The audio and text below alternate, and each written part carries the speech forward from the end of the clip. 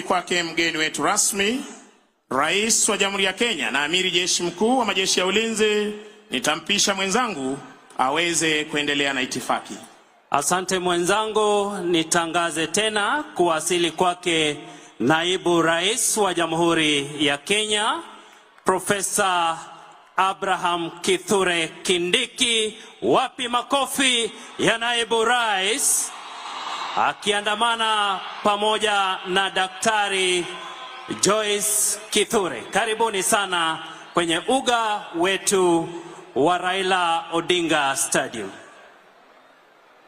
Basi pata kusubiri kuwasili kwake mgeni wetu rasmi muda wote tokea sasa, nitapisha Maroon Commandos watupe burudani.